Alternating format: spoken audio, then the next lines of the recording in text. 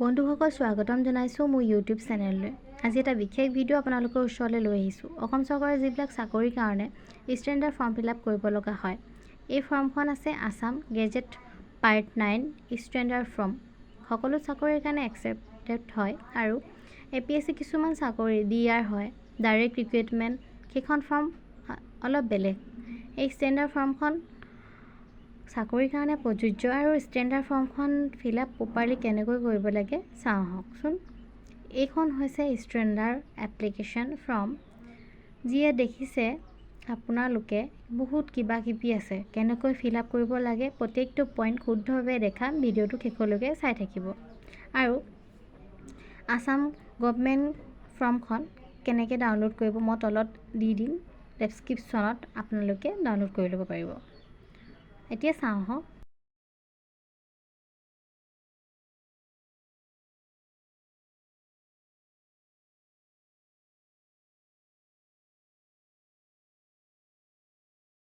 এতিয়া লিখা আছে to the name of the post department oblique office. তো মই ইয়াত আপোনালোকক এটা কথা ক'ব বিচাৰিছোঁ যে মই ইয়াত দেখিছোঁ district social welfare office Sivasagar. মই এতিয়া আপোনালোকক দেখাইছোঁ।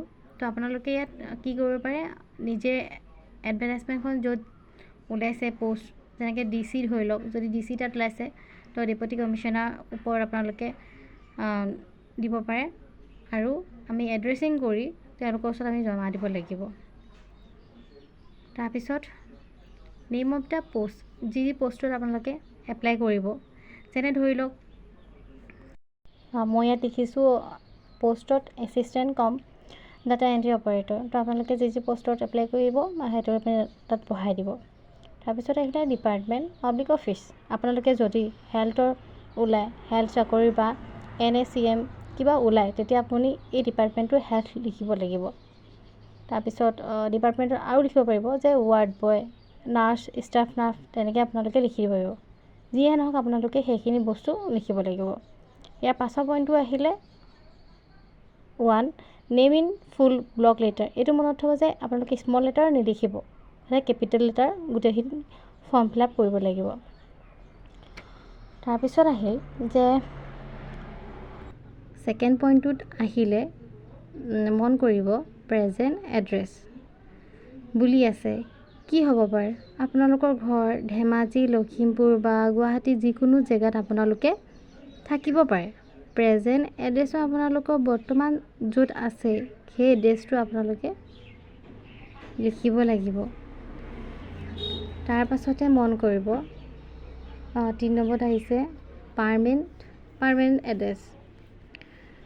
যিটো আপোনালোকৰ ঘৰ য'ত হয়, আপোনালোকে অৰিজিনেল এড্ৰেছটো, সেই এড্ৰেছটোৱে এই 3 নম্বৰ কলমটোত লিখি দিব। আপোনালোকে যদি ভিলেজ হয়, টাউন হয়, সেইখিনি চাই ল'ব।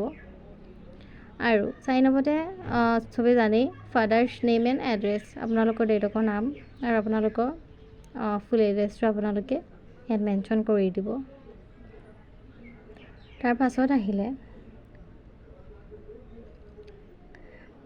5 নম্বৰ পইণ্টটোত চাব place of birth including police station and district and PO। মই লিখা ধৰণে আপোনালোকে ইয়াত কি বুজাইছে কথাটো, জন্ম ক'ত হৈছিল, আপোনালোকৰ বাৰ্থ চাৰ্টিফিকেটৰ জেগাটো কি আছে, কোন জেগাত আপোনালোকৰ জন্ম হৈছিল, তাৰ পুলিচ ষ্টেশ্যনটো আৰু ডিষ্ট্ৰিক্টখন আৰু PO মানে পোষ্ট অফিচটো আপোনালোকে এই 5 নম্বৰ কলমটোত ভৰাই দিব। তাৰ পাছতে আহিছে 6 নম্বৰটোত, আৰু আপোনালোকে ইয়াত পিন নম্বৰটো লিখি দিব পাৰে। তাৰপৰা 6টোত আহিছে are you a citizen of India and if so' how, copy of citizen certificate should be include were necessary. 6 নম্বৰটোত বুজাইছে যে আপোনালোকে বাকী একো লিখিব নালাগে, লিখি দিব য়েছ বাই বাৰ্থ বুলি লিখিব, বেলেগ ভাবিব নালাগে। লগত আপুনি PRC-খন তাত গাঁঠি দিব। তাৰপিছত আহিলে 7 নম্বৰ পইণ্টটো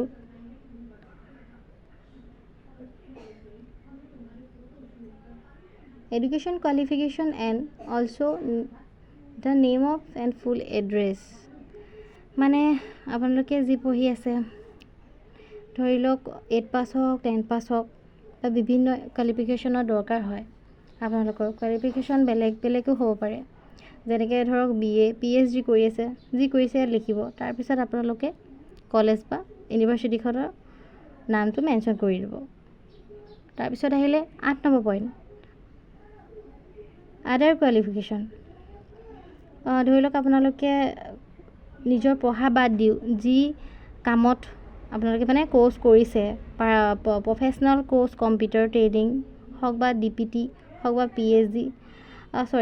PGDC হওক বা ADCA, বেলেগ কোৰ্চখিনি সেইখিনি আপোনালোকে লিখিব পাৰে। তাৰপিছত 9 নম্বৰ পইণ্টত আপোনালোকক কৈছোঁ যে কমিউনিটিটো সহজতে বহুত মানুহে ভুল কৰে দেই। এইটো ভুল নকৰিব আপোনালোকে। অসমত আছে যেতিয়া আপোনালোকে ইয়াত অসমীয়া বুলিয়ে মানে আছামিজ বুলিয়ে লিখিব। আৰু কমিউনিটিটো কি হয়, যাতে ধৰি লওক SC OBC আৰু ধৰি লওক বড়ো লিখিব পাৰে, বড়োসকলে, ৰাভাসকলে ৰাভা লিখিব পাৰে। আপোনালোকে কি হ'ব পাৰে সেইটো লিখিব। বা মুছলিমখিনিৰ বাবে মৰিয়া হয় বা মৈমদ হয়, যিখিনি হয় আপোনালোকে লিখিব। তাৰ ছাইডত ব্ৰেকেটত আপুনি যদি জেনেৰেল হয় জেনেৰেল লিখিব, বা OBC হ'লে আপোনালোকে OBCবোৰ লিখি দিব। তাৰ পাছত আহিলে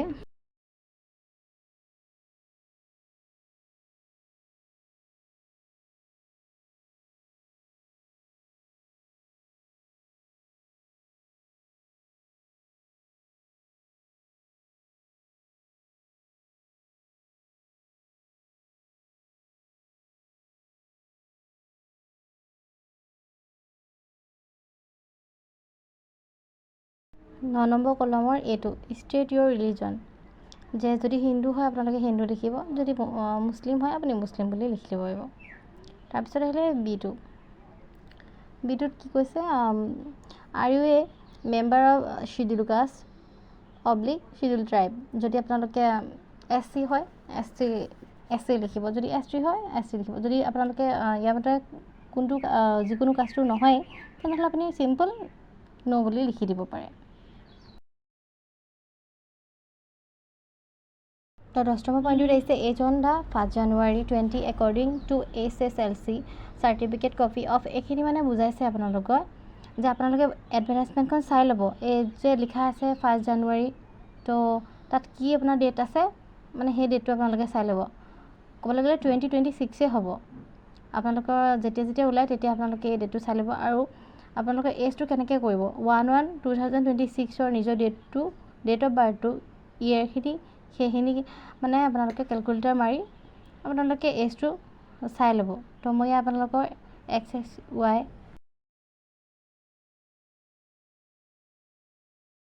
মানে হৈছে ইয়াৰ মান্থ আৰু ডেটখিনি আপোনালোকে নিজে উলিয়াই ল'ব।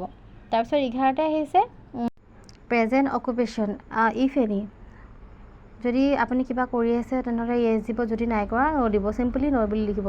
তাৰপিছত 12 আহিছে PBS appointment hold if any. যদি য়েছ হয় য়েছ লিখিব, যদি ন' হয় চিম্পলি ন' বুলি লিখি দিব। 13 আহিছে are you a temporary or recess personnel of temporary departmental of the government of Assam. Yes হ'লে য়েছ, ন' হ'লে আপোনালোকে ন' লিখি দিব। তাৰ পাছতে আহিছে 14 নম্বৰ পইণ্টটোত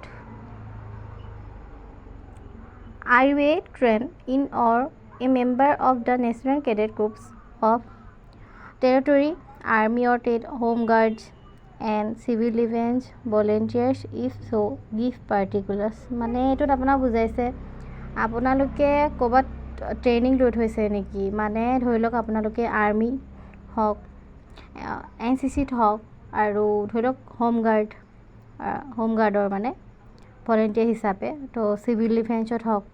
যদি আছে আপোনালোকে য়েছ দিব, যদি আপোনালোকৰ কৰা নাই তেনেহ'লে আপোনালোকে চিম্পলি ন' দিব পাৰে।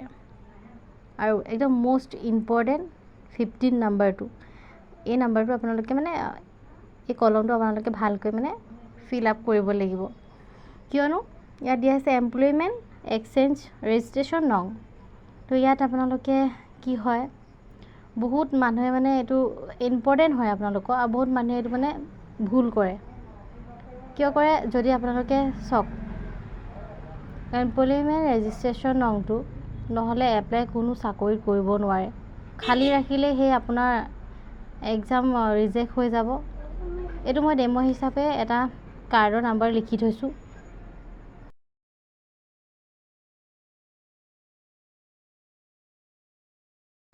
তাৰপিছত আপোনালোকে 16 নম্বৰটোত চাব দেই, whether there is any govt oblique semi govt employment in your family if any particulars of the চাক্স family member like relationship name of the job paid on place of posting permanent and temporary.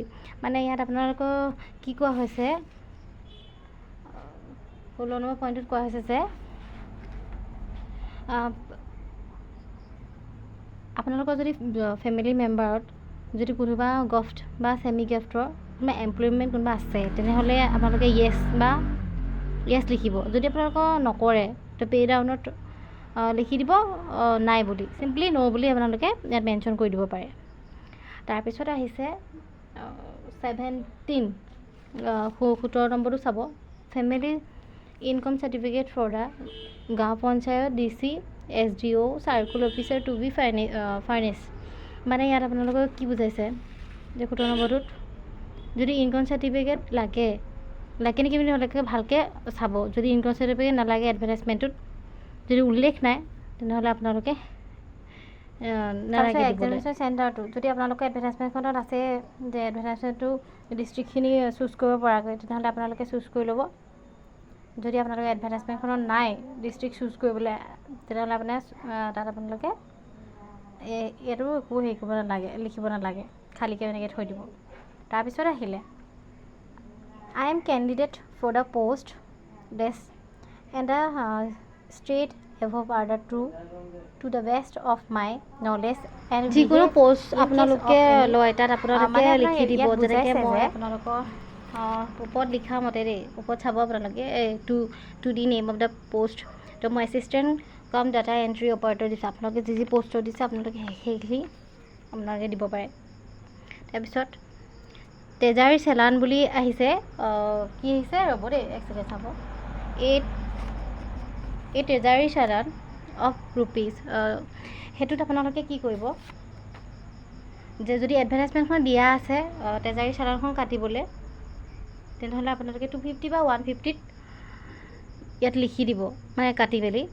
যদি এডভাৰটাইজমেণ্টখন নাই দিয়া, তেনেহ'লে এই বাকচটো মানে খালীকৈ থৈ দিব পাৰে। তাৰপিছত আহিলে 29 নম্বৰ ইন বাই কেণ্ডিডেট। আপুনি ডেটটো লিখিব, আপোনাৰ প্লেচটো লিখিব। তাৰপিছত কিনাৰতে আপোনালোকৰ ছিগনেচাৰটো লিখি দিব।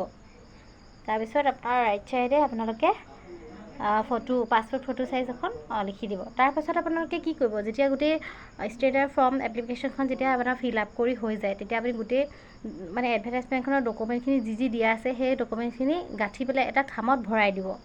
তাৰপিছত ওপৰত লিখি দিব, যেনেকৈ এতিয়া মই পষ্টৰ নেমটো লিখি দিছোঁ, তেনেকৈ আপোনালোকে লিখি দিব ডিষ্ট্ৰিক্ট ছ'চিয়েল, সেনেকৈ আপোনালোকে যি মানে পষ্টত আপোনালোকে এপ্লাই কৰিছে। তাৰপিছত এড্ৰেছ নেম, তেনেকৈ গোটেই ফৰ্মখন ফিল আপ কৰোঁতে ভুল নকৰিব। ষ্টেণ্ডাৰ্ড ফৰ্মখন মানে মেইন হয়। যদি মোৰ ভিডিঅ'টো চাই আপোনালোকে ভাল পালে, তেনেহ'লে আপোনালোকে লাইক কমেণ্ট শ্বেয়াৰ ছাবস্ক্ৰাইব কৰি দিব। ধন্যবাদ।